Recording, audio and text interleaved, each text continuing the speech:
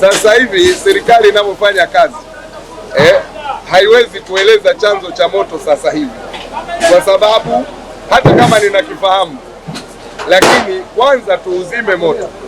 Tukisha uzima moto, ziko mamlaka za zimamoto, ziko mamlaka ya jeshi la polisi.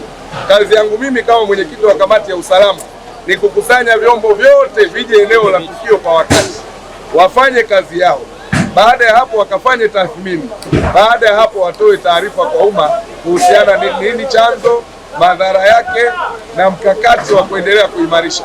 Nadhani na kama fremu kama 5 hizo ndio ambayo imeathirika. Usalama, lakini usalama ni wa kutosha. Tuna polisi, tuna jeshi la wananchi hapa, kwa hiyo hata wizi hakuna aliyejua mali yake, lakini wananchi ambao wanataka kutoa mali zake kwa hofu, lakini sisi tumewaambia hakuna haja hiyo. Wengine wanakuwa tu wakaiba, lakini hakuna haja, kwa sababu tumejua sisi tutamanage kucontain ile jengo lililopata shot. Kwa hiyo tulipata taarifa mapema na tulikuja kwa wakati na vyombo vyetu vyote viko hapa. Wala si mimi, lakini niseme ukweli kwamba nilichojionea bila jitihada za serikali za haraka, manake pengine madhara yangekuwa makubwa zaidi. Na katika hili tunasema mimi nikupongeza kwa kazi nzuri ambayo umefanya na vyombo vyako.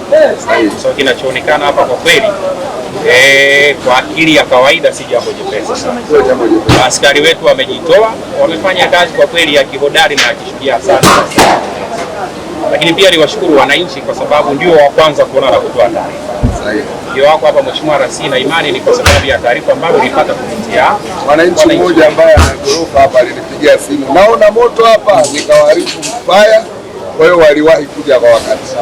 Kwa hiyo ndio maana unaona jengo lililoshika moto ni moja na madhara tumeminimize yasiweze kuwakuta jirani, lakini waliona kama shoti ya umeme. Lakini baadaye wenzetu wa zimamoto na polisi watatoa taarifa juu ya uharibifu.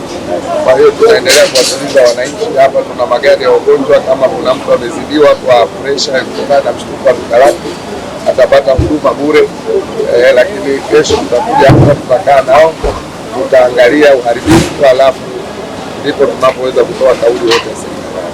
Tuwekee vijana mpaka asubuhi, kwa sababu population kubwa hapa inasubiri kuiba. Kwa hiyo hapa baada ya zoezi kutamatika, moto tumesha ucontain 100%. Jeshi la polisi litakalia mtaa huu wote, mbele, nyuma, kushoto, kulia, mpaka asubuhi. Kuanzia asubuhi ndio wananchi wataruhusiwa kuingia kwenye maeneo yao kuanza kuangalia uharibifu wao, kwa sababu hapa watu wengi na vibaka wengi wameshasogea. Kwa hiyo jeshi la polisi nataka kesho usikie vibaka wote wako kule, wako sentro kule.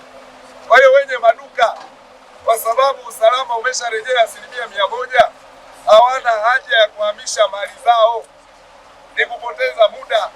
Duka lililoanza moto hilo duka limedhibitiwa na moto utazimiwa hapo, hautaenda duka nyingine. Na hadi sasa mnaona kwa macho yenu kwamba moto umedhibitiwa. Kwa hiyo ninawasihi wenye maduka wasipoteze muda, wafunge maduka yao vizuri, wakapumzike. Jeshi la polisi watakaa mtaa huu. Baada ya amri ya kutawanyika hapa ikishatokea, yoyote atakayeonekana eneo hili ni mali halali ya jeshi la polisi.